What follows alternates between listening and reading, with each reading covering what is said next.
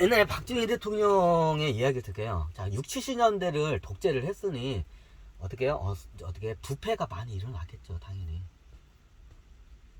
당시에 박정희 대통령 때 정말로 이게 저한테 한 말이 측근 관리 잘 하시라고 저보고, 장원님은 나중에 세계 통일을 하실 분이니까 세계에 굉장히 높은 자리에 올라가실 거니까 측근 첫 번째 측근 관리, 두 번째가 어떻게 혈육 관리를 잘 하셔야 한다고.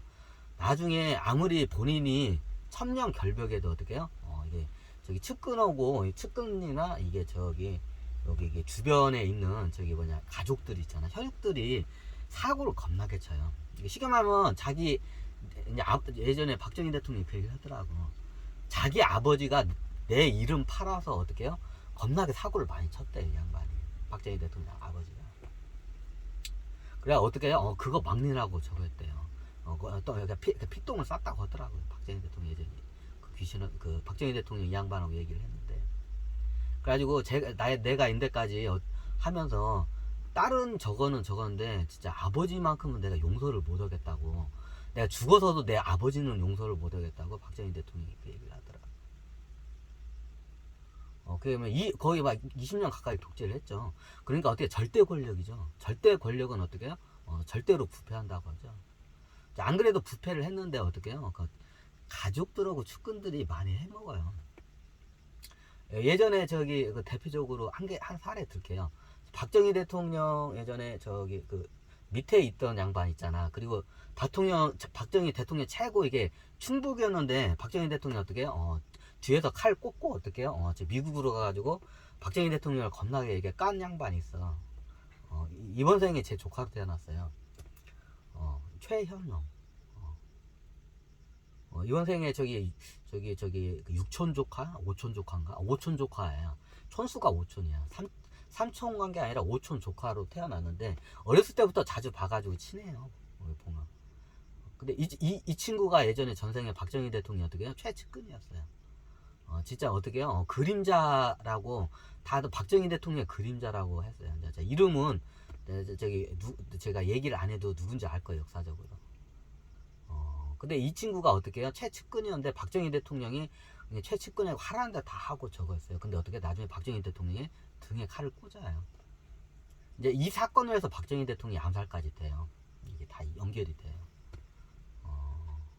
그 당시에 이 양반이 박정희 대통령의 어떻게 비자금을 관리하고 있었어요. 박정희 대통령 비자금 한 명만 관리한 게 아니라 박정희 대통령이 비자금을 열 몇 명한테 그걸 분산해서 관리를 해요. 근데 그 중에서 제일 액수가 큰 게 어떻게 해요? 그 양반이 관리를 하고 있었어. 박정희 대통령이 이게 자기 앞으로 이게 하면 나중에 이게 큰일 나니까 어떻게 해요? 다른 측근들, 자기 측근 앞으로 한 열 몇 명 측근이 있어요. 측근 앞으로 이렇게 맡겨가지고 어떻게 비자금 관리를 시켰어요, 다. 박정희 대통령이 다 얘기를 했어. 참고적으로 이거 어떻게 해요? 역사소설이에요. 역사소설이에요. 어디 와서 이게 진짜입니까? 기자들이 물으면 역사소설이에요. 자, 이렇게 말할 거예요, 저는. 그 당시에 박정희 대통령 기시 열 몇 명인데, 그 중에서 제일 큰 금액을 적은 거예요.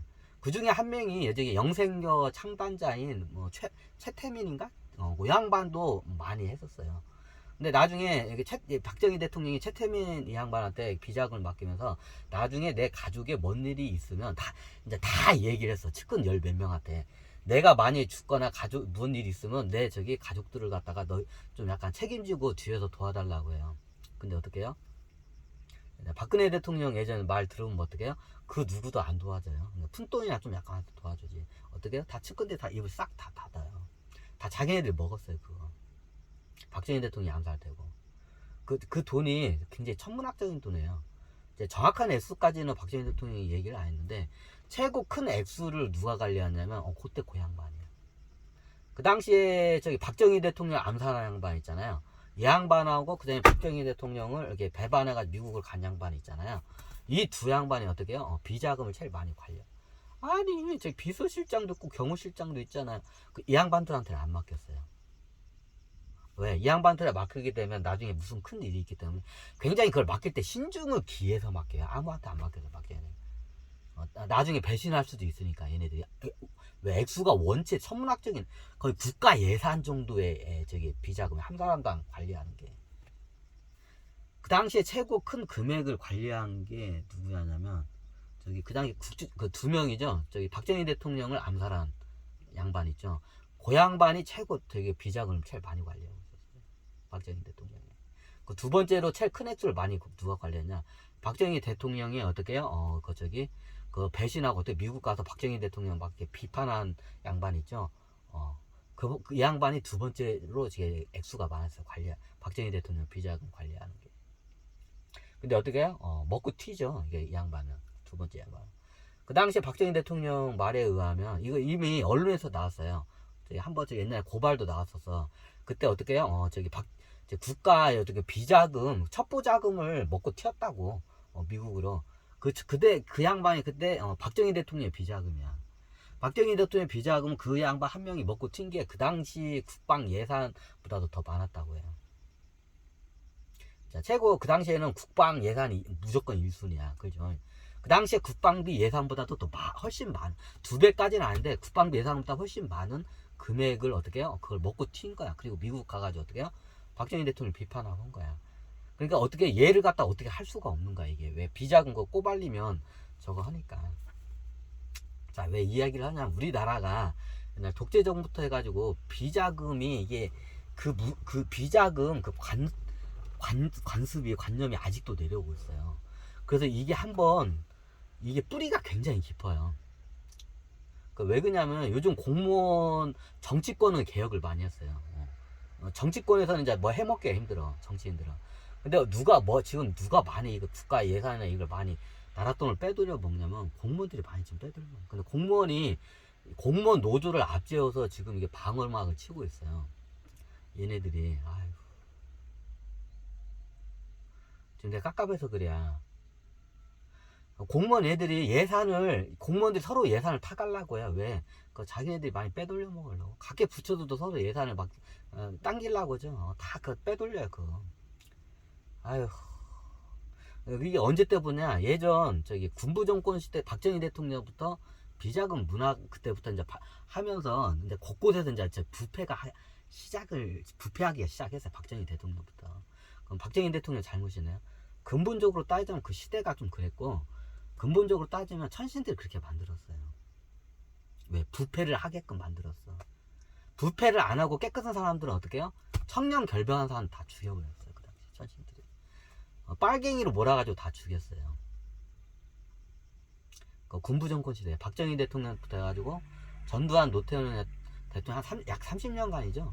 30년간 어떻게 해요? 거의 일제시대에 맞먹는 시간이 군부 정권 그 기간이. 그 군부 정권 그 기간 동안에 어떻게 해요?